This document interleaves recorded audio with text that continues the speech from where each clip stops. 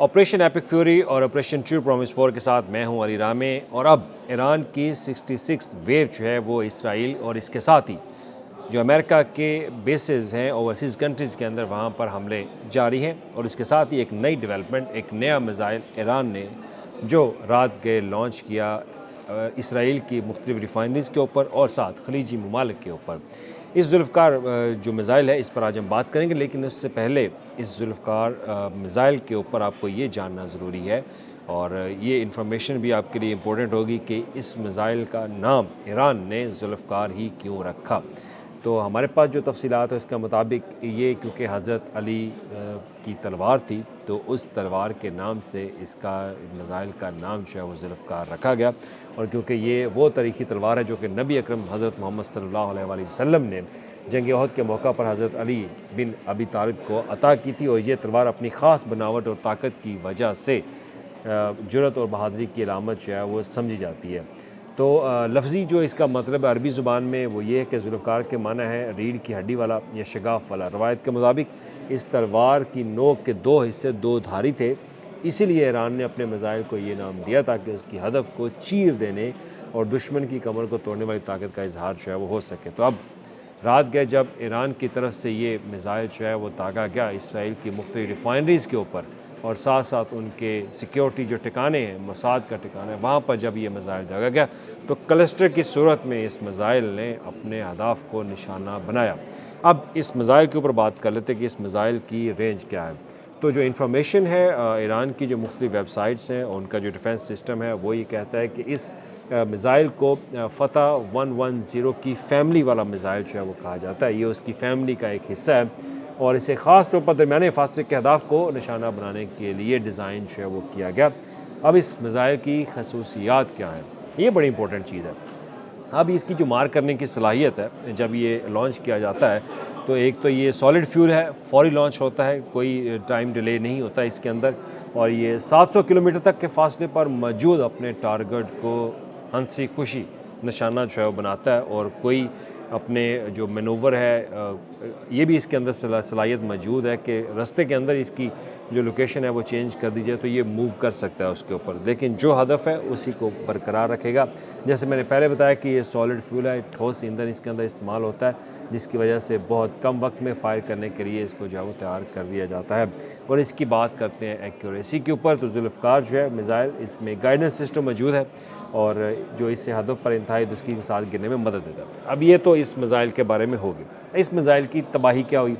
अब ये लॉन्च है अगर देखा जाए तो ये पहली दफ़ा लॉन्च नहीं किया गया। 2017 में शाम इराक की जंग के दौरान भी ईरान ने इस मिसाइल का बाकायदा इस्तेमाल जो है वो किया था।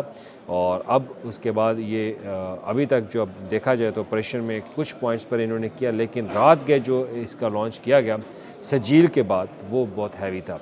गोया कि आज नसरुल्लाह भी चलाया और जुल्फ़कार, ये दो मिसाइल जो है वो ईरान की तरफ से IRGC की तरफ से जो है वो दागे का। तो ईरान की जो प्रेस TV उसने बाकायदा इस बात पे एक पूरा आर्टिकल लिखा है कि जुल्फ़कार और नसरुल्लाह जो है वो एक कैसे हथियार हैं और कैसे जो कम रेंज वाले मिसाइल हैं और उनकी पावर और उनकी तबाही के हवाले से बाकायदा उन्होंने लिखा हुआ था। अब इसराइल के ऊपर टारगेट इन्होंने कहाँ पे किया? इसराइल के ऊपर टारगेट जो है उनकी रिफाइनरीज़ के ऊपर, उनके फ़ौजी ठिकानों के ऊपर जो है वो इन्होंने हमला किया। अब फ़ौजी ठिकानों की अगर बात कर ली जाए तो फ़ौजी तो वैसे ही वहाँ पे भागने के लिए मजबूर हो चुके हैं। वो तो कल रात से कह रहे हैं कि जनाब हमें सिर्फ़ हेलमेट दिए हुए हैं हमारे तहफ़्फ़ुज़ के लिए, इसके अलावा उनके पास और कुछ नहीं है।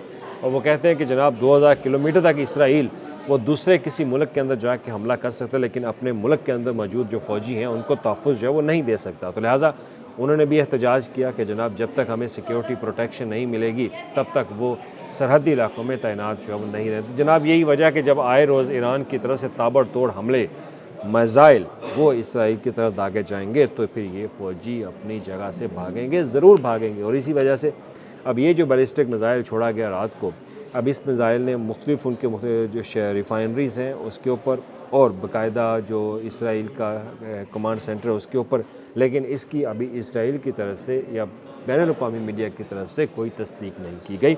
लेकिन ईरान का जो प्रेस TV है IRGC, उनकी तरफ से दावा किया गया कि ये अटैक उन्होंने किए और ये अटैक जो है वो टारगेट उन्होंने अपने निशानों को जो है बाकायदा हिट किया, वहाँ पर पहुँचे हैं और नुकसान जो है वो पहुँचाया। और उसके बाद अब हालिया बरसों में ईरान की अगर बात की जाए तो उन्होंने जदीद वर्जन के अपने हथियार जो है वो लॉन्च किए। अब बारहा अमेरिका की तरफ से, इसराइल की तरफ से ये कहा जा रहा है कि उन्होंने ईरान की डिफेंस जो सिस्टम है, उनकी दफ़ा की सलाहियत वो ख़त्म कर दी है, उनकी जो हमले करने की सलाहियत है वो ख़त्म कर दी है। लेकिन जैसे ही वो बयान जारी करते हैं तो दूसरी तरफ IRGC की तरफ से नया मिज़ाइल जो है वो दाग दिया जाता है, पूरी दुनिया को बताया जाता है कि जनाब IRC या ईरान की अभी भी दिफा की सलाहियत ख़त्म नहीं हुई, हमला करने की सलाहियत उनकी ख़त्म नहीं हुई।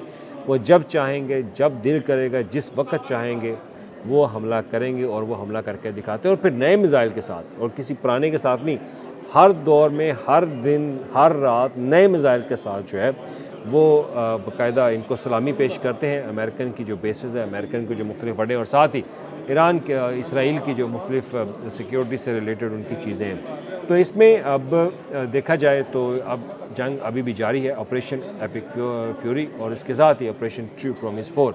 अब इसकी 66 वेव जो है वो ईरान की तरफ से रात को छोड़ी गई और उसके नुकसानात जो हैं वो IRGC की तरफ से बाकायदा दावा किया गया कि जनाब उनके निशानों पर हिट किया, लेकिन इसराइली मीडिया इसकी तस्दीक नहीं करता।